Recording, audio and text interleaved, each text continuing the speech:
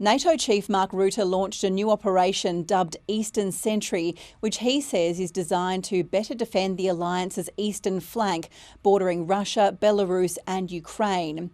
It's in response to Wednesday's drone incident in Poland, where 19 suspected Russian drones flew into Polish airspace, an incursion the country's Prime Minister described as an act of aggression from Moscow. No one was killed or injured, but there was damage to buildings, including people's homes.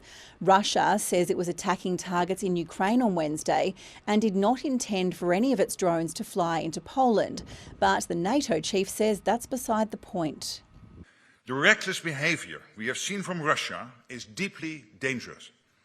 Our assessment of the incidents on Wednesday is ongoing. And whether or not Russia's actions were deliberate, Russia's violated NATO airspace. Therefore, we must, as NATO, make clear our resolve and our ability to defend our territory. And that is exactly what Eastern Sentry is designed to do.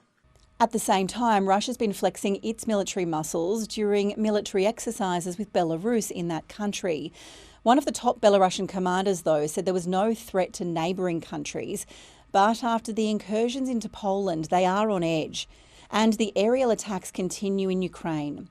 President Volodymyr Zelensky has been hosting talks in Kyiv with ministers and national security advisors from Britain, France, Italy, Germany and the United States, including Donald Trump's special envoy to Ukraine, Keith Kellogg.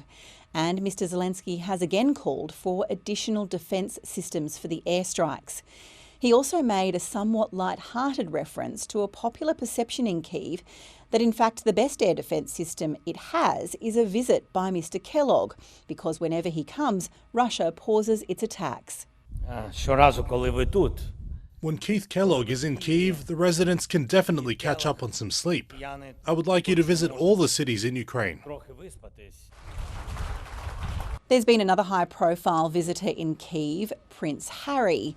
He's been meeting with wounded veterans and speaking to them about their experiences on the battlefield.